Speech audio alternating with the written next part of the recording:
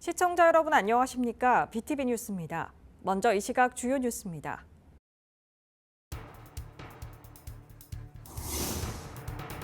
올해부터 빈집을 철거하면 철거비 지원은 물론 주택세 부담도 줄여줍니다. 정부가 지방세법을 개정했습니다.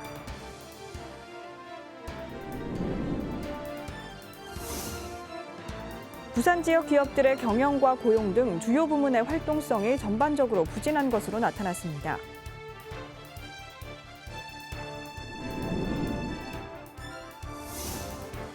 (2년째) 중단된 장락 엄궁대교 건설 사업이 새로운 환경 대안을 들고 다시 추진됩니다. 부산시는 철새들을 위한 대체 서식지를 마련하고 교량 설계도 변경하기로 했습니다.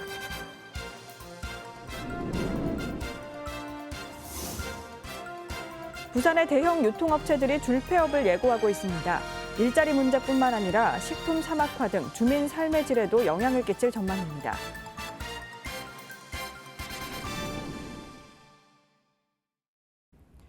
지난달 빈집과 관련된 보도해드렸는데요.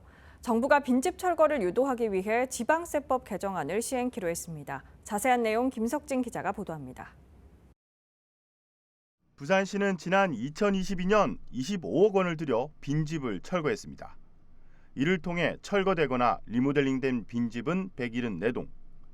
지난 2020년 조사된 부산의 빈집 5천여 동 중 3%에 불과합니다. 빈집 방치로 인한 주거환경 악화 문제에 비하면 미미한 수준. 이에 정부는 빈집 철거 시 집주인의 세금 부담을 줄여주기로 했습니다. 빈집을 철거하면 세액이 높은 토지세를 내야 하는데 기존 주택세 적용을 3년에서 5년으로 확대한 겁니다. 또 토지세액의 부과 기준이 되는 기존 주택세의 연간 증가 비율을 30%에서 5%로 인하했습니다. 하지만 세부담 완화로 빈집 철거 확산을 기대하긴 어렵다는 지적이 나오고 있습니다. 세제 혜택 대상에서 무허가 주택은 빠졌기 때문입니다. 부산의 빈집 중 60% 이상은 무허가로 파악되고 있습니다. 이런 가운데 24년도 부산시 빈집 정비 지원 예산도 크게 줄어든 것으로 나타났습니다. 15억 원으로 10억 원이 감액됐습니다. 대신 빈집 실태 조사 용역비 9억 원이 책정됐습니다. 여기에 구군이 9억 원을 더해 전수조사에 나설 계획입니다. 빈집 자체는 사실 아직까지 이게 사실은 사유재산이거든요. 네. 그래서 저희가 좀 할 수 있는 부분이 있지만 이제 소유자들이 좀 관리를 좀 잘 해주셨으면 좋을 것 같고, 혹시 정비를 할 때 뭐 시나 구에 있는 어떤 제도를 활용하시면 정비나 관리가 좀 쉽지 않을까. 시는 구군의 빈집 정비 수요에 따라 추가 예산을 마련하겠다는 입장도 밝혔습니다. 그리고 이번 용역을 통해 빈집 정비 계획을 세워 정책 지원에 나서겠다며 소유주의 협조를 당부했습니다. BTV 뉴스 김석진입니다. 부산 지역 기업들의 경영과 고용 등 주요 부문의 활동성이 전반적으로 부진한 것으로 나타났습니다. 김윤정 기자의 보도입니다. 부산 소재법인 15,000여 개 기업을 대상으로 2022년 산업활력도 분석 결과 하락 추세가 이어지고 있습니다. 기준 연도인 2016년 이후 코로나19 영향 등으로 기업 활동이 위축되다 전년 대비해선 소폭 반등했지만 83.6으로 여전히 침체가 지속되고 있습니다. 부분별로는 경영 활동성이 84.5, 영업 활동성 84, 고용 활동성 82.2 순으로 나타났습니다. 영업 활동성은 코로나로 위축되었던 기업 매출액이 전반적으로 늘면서 개선됐지만 경영과 고용 활동성은 여전히 하락세를 보였습니다.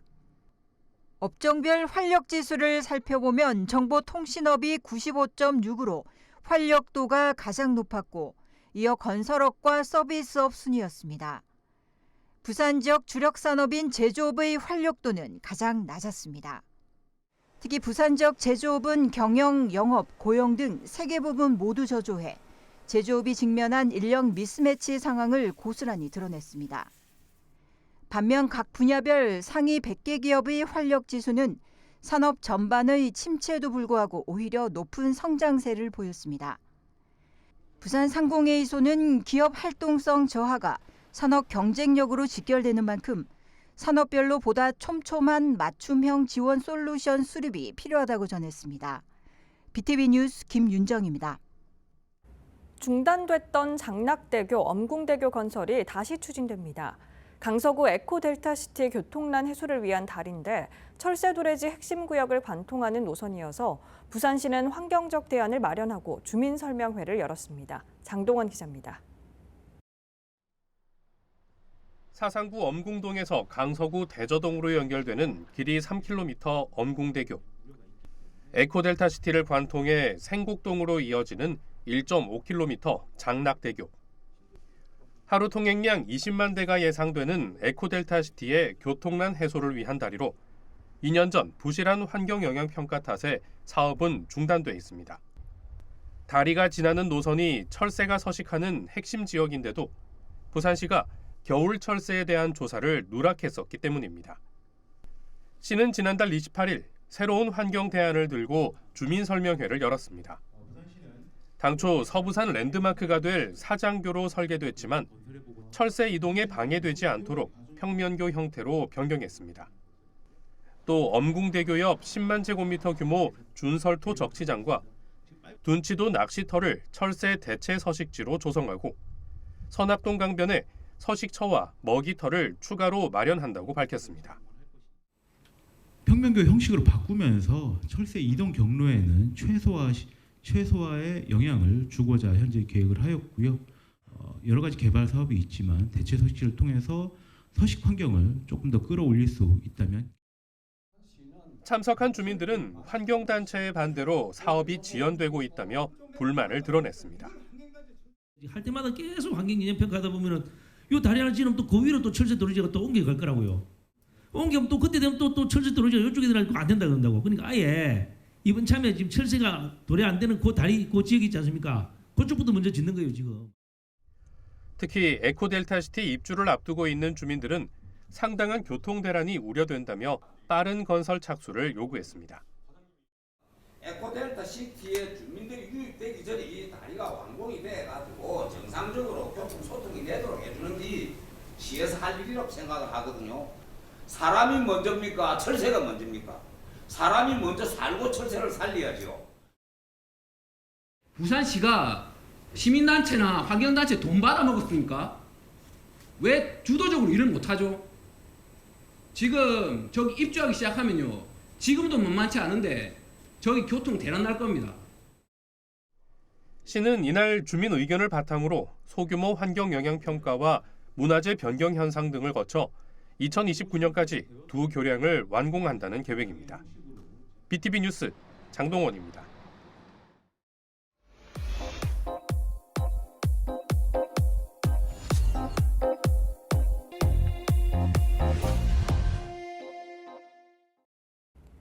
부산의 대형 유통업체들이 줄폐업을 예고하고 있습니다. 극심한 매출 부진과 온라인 유통에 점차 자리를 내주고 있는데요. 대형마트의 폐점은 일자리 문제뿐만 아니라 식품 사막화 등 주민 삶의 질에도 영향을 끼칠 전망입니다. 박재한 기자입니다.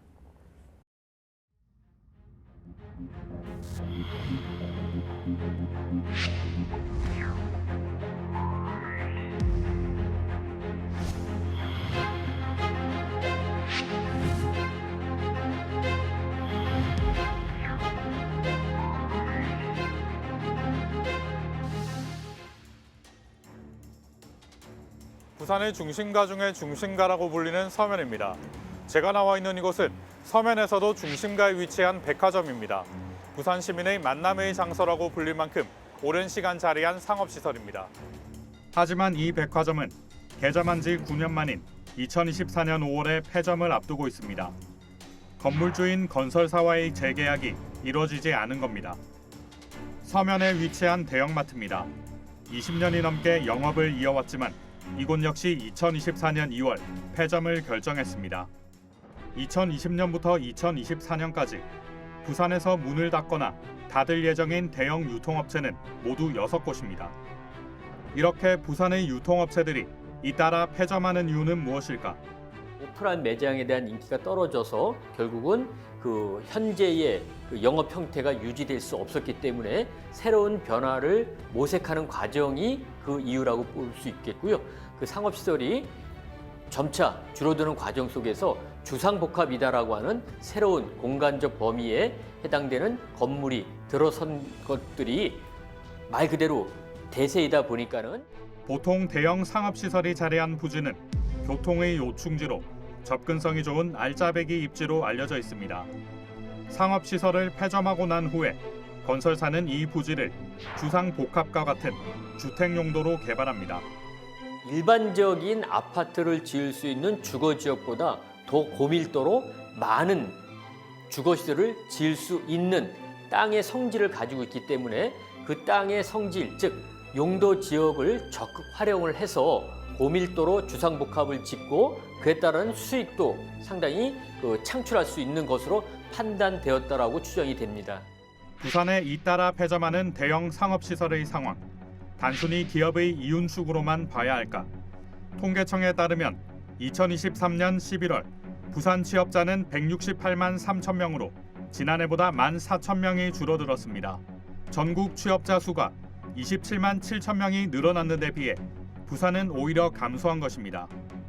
부산의 자영업자가 줄어드는 데다가 대형마트 폐업의 여파가 반영된 것이라고 볼 수 있습니다. 한 매장이 폐점하게 되면 거의 1,000명 정도가 일자리를 잃는다 이렇게 알고 있거든요. 그래서 저희는 이제 그 고용을 지켜야 된다. 그래서 폐점하면 안 된다 이렇게 얘기를 하는데 그래서 무조건 고용 안정은 기본으로 해야 된다. 폐점을 하더라도 다른 매장에 보내든지 아니면 다시 만들어서 재입점을 시켜서 일할 수 있게라도 해야 된다. 이거를 계속 요구하고 있습니다.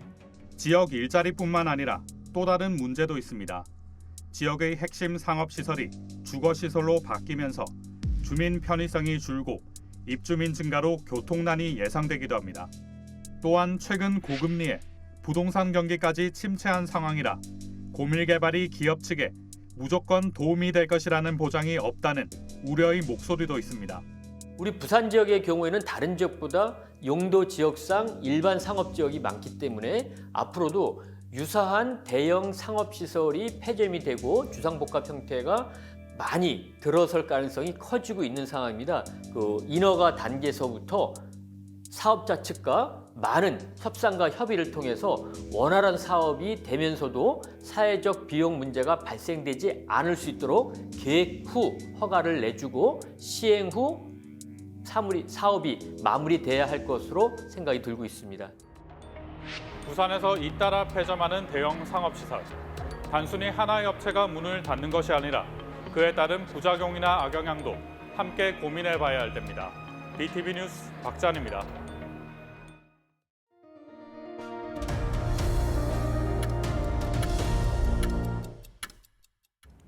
수영구는 2024년 갑진년을 맞아 광안리 해변에 청룡 조형물을 설치하고 시민의 행복과 건강을 기원했습니다. 이번에 설치된 청룡 조형물은 높이 약 1.8m, 길이 3m로 광안대교를 배경으로 빛나는 황금 여의주를 품고 관광객을 맞이합니다. 또 청룡 조형물과 함께 빗터널과 새해 소원을 직접 적어 달 수 있는 소망탑도 설치했습니다. 부산시가 보건복지부에서 주관하는 2022년도 의료급여 재정관리평가에서 최우수 기관으로 선정됐습니다. 시는 이번 평가에서 전년도 의료급여 지급 예상액 대비 341억 원을 절감해 전국 17개 시도 중 1위를 차지했다고 밝혔습니다. 이번 선정으로 받은 포상금 2,500만 원은 노인 요양시설에 입소한 취약계층의 물품 지원에 쓰일 예정입니다. 부산 명진초등학교 최일훈 교사와 용문초등학교 하영분 교사가 2023년 올해의 과학교사상을 수상했습니다. 최 교사는 세계 창의력 올림피아드와 전국 과학 전람회 등에서 학생들의 수상을 이끌고 2022 개정과학과 생명과학 영역을 집필했습니다. 하 교사는 초등평가 자료개발지원단과 교과용 초등과학 검정위원, 과학교과서 모니터링단 등을 통해 과학교육 활성화에 기여했습니다.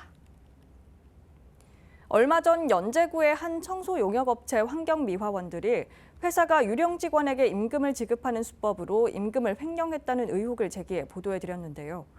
이번엔 직원들을 위해 쓰여야 할 복리후생비도 제대로 쓰이지 않았다는 의혹이 제기됐습니다. 김석진 기자의 보도입니다. 연제구의 한 청소 용역업체 직원들이 기자회견을 열었습니다. 이달 들어서만 두 번째입니다. 이번엔 회사가 직원들의 복리후생비를 횡령했다는 의혹을 제기했습니다. 이들은 지난 2020년부터 이듬해까지 회사가 직원들에게 손소독제나 마스크, 안전화 등을 지급하지 않았다고 주장했습니다. 하지만 회사 장부에 적힌 복리후생비 지출 내역엔 지급한 것으로 되어 있다고 말했습니다. 그 근거로 지급 확인서도 제시했습니다. 실제 안전화를 받은 날엔 직원들의 서명이 있지만 받지 않았다는 날은 직원들이 회사에 맡긴 도장이 찍혀 있다는 겁니다. 직원들은 또 부식 문제도 지적했습니다. 구내 식당에서 보지도 못한 채끝 등심이나 LA갈비 등이 부식 재료비에 포함되어 있다는 겁니다. 여기에 식당 조리원 인건비까지 지출된 것으로 보인다며 이렇게 직원들의 복리후생비로 미지급된 금액이 2억 2천여만 원에 달한다고 주장했습니다. 그러면서 직원 복리와 안전을 무시한 채 입속 챙기기에 급급한 회사를 연제구청이 고발하고 계약을 해지하라고 촉구했습니다. 8차선대로 야간에 차들은 쌩쌩 달리는 그 길에 안전콘 몇 개 놔두고 그 어두운 곳에서 위험한 작업을 계속 진행하고 있는데 회사에서는 연제구에 땅이 없다, 비싸다, 그렇게 노지할 만한 공간이 없다, 찾고 있다.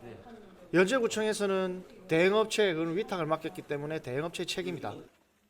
하변 이들은 지난 13일 기자회견에서 회사가 유령환경미화원에게 2억 2,600만 원을 지급했다는 의혹을 제기했고 이에 대해 연제구청과 업체 측은 조사 중이라고 밝힌 바 있습니다.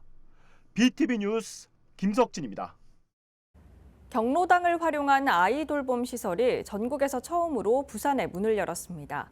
맞벌이 가정을 비롯한 인근 지역 아동의 돌봄 공백을 해소하는 데 큰 도움을 줄 것으로 기대를 모으고 있습니다. 박재한 기자입니다. 초등학교와 맞닿아 있는 아파트 밀집 지역의 경로당입니다. 낮에는 어르신들을 위한 장소로, 저녁부터는 어린이들을 위한 돌봄센터로 변신합니다. 어르신들이 육아에 어려움을 겪고 있는 지역의 맞벌이 가정을 위해 공간을 내어주기로 한 겁니다. 경로당 회원들은 이 시간 동안 직접 아이들을 돌보는 봉사자로도 나섭니다. 부산시 교육청은 최근 정관과 장안 지역 경로당 2곳과 뜻을 모아 긴급 돌봄센터 시범 운영에 나섰습니다. 요즘 또 그 부모님들이 맞벌이 하는 사람이 참 많지요. 그러다 보니까 이분들이 애들을 급할 때 맡길 데가 없어서 참 힘들어합니다. 저도 역시 내 손주가 가까운 일광이 있는데 정말 부부가 맞벌이 하면서 급하면 저한테 부탁을 합니다. 그럼 제가 막 정말 참 찾아가서 애들을 데리고 와서 같이 돌봐주고 하는데 그런 과정을 하면서 지금 우리 아파트 주변에도 틀림없이 그런 분들이 많이 있을 것이다. 그 부모들을 우리가 도울 수 있는 방법이 있을까? 올해 북구와 영도구를 시작으로 부산 지역에 문을 연 돌봄센터는 모두 6곳입니다. 최근 문을 연 해운대 도서관 돌봄센터는 유치원부터 초등학교 3학년까지 오후 6시부터 10시 사이 야간 긴급 돌봄 서비스를 제공합니다. 최대 수용 인원은 15명으로 사전 예약제로 운영됩니다. 시교육청은 앞으로 신설하는 모든 초중고교에 돌봄센터를 의무적으로 넣기로 하는 등 학교 안팎의 교육 자원을 활용한 돌봄 서비스를 확대할 예정입니다. BTV 뉴스 박재한입니다. 신노년 세대의 활발한 사회기업 활동을 돕는 공간이 부산에서 처음 만들어졌습니다. 이 센터는 기존 노인복지관과 경로당의 정적인 분위기를 탈피하고 신중년들의 자발적 참여를 끌어내길 기대하고 있습니다. 김석진 기자의 보도입니다. 깔끔한 인테리어에 넓은 식탁이 있는 밝은 부엌. 그 옆으론 개인 방송이 가능한 스튜디오도 있습니다. 또 다른 층엔 휴게실과 공유 오피스는 물론 손님들을 맞는 라운지도 있습니다. 일반 사무 공간처럼 꾸며진 이곳은 신노년 세대를 위한 복합 문화 공간입니다. 신노년층들이 여기 와서 마음껏 공간도 활용하고 또 배우고 또 그것을 또 사회에 기여하고 공헌하는 좋은 장소가 될 거라고 생각합니다. 1호 이만큼 저희들이 운영을 또 잘해서 또 부산에 이런 곳이 많이 나올 수 있도록 노력을 하도록 하겠습니다. 부산시는 지난 26일 하하센터 1호점을 개소했습니다. 하하란 명칭은 행복하고 건강한 노후를 뜻하는 영문자에서 따왔습니다. 시는 8억 원을 들여 기존 재가노인복지센터를 새 단장했습니다. 센터에선 신노년 세대가 가진 경험과 경력을 공유하고 사회 기여 활동을 지원합니다. 때문에 노인복지관이나 경로당과 같이 정적인 분위기가 아닌 활동성이 높은 시니어를 대상으로 한 공간이란 점이 특징입니다. 이 공간에 무엇을 채워야 될 건가는 결국 우리 시민들 스스로의 몫이라고 생각하고 우리 신중년 여러분들이 그 오랜 경륜과 전문성과 또 경험을 바탕으로 해서 창의적으로 이 센터를 활용해 주시기를 간곡히 부탁드립니다. 부산시는 내년에 하하센터 4곳을 추가하고 오는 2026년까지 모두 62곳을 조성할 예정입니다. BTV 뉴스 김석진입니다. 환경부가 부산의 도심을 흐르는 친수 공간인 온천천을 국가하천으로 승격 지정했습니다. 이에 따라 하천공사, 유지관리비 등을 국비로 지원받을 수 있어 재해 예방을 비롯한 안정적인 온천천 관리가 가능해졌습니다. 이에 앞서 부산시는 온천천 전 구간을 1순위로 동천과 수영강 상류, 조망강 등 4곳을 국가하천으로 지정해달라고 환경부에 신청했지만 정부 차원의 관리가 가능한 온천천 하류부만 승격 결정됐습니다.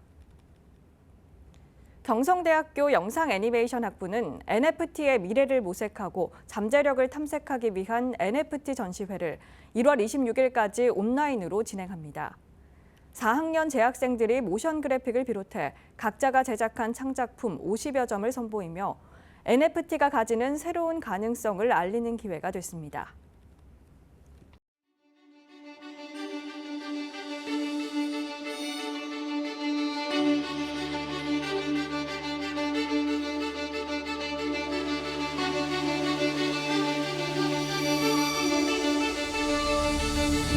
가족들과 나에게 힘이 되는 한 해가 되었으면 좋겠습니다. 올해도 건강하고 씩씩하게 잘 자라자. 우리 가족 올해도 화이팅! 사랑해! 올해도 우리 같이 더 행복하게 웃으면서 지내자. 사랑해! 사랑해!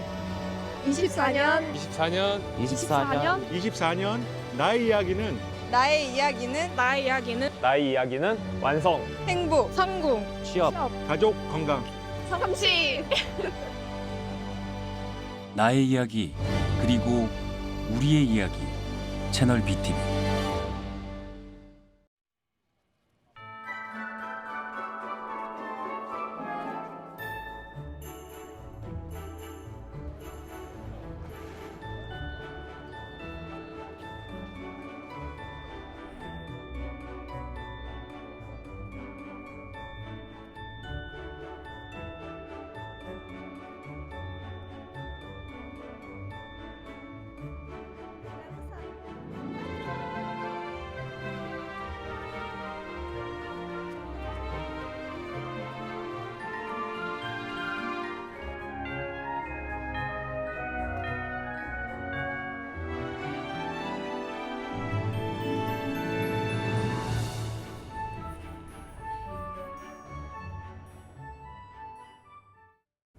이상으로 BTV 뉴스를 마칩니다. 시청해주신 여러분 고맙습니다.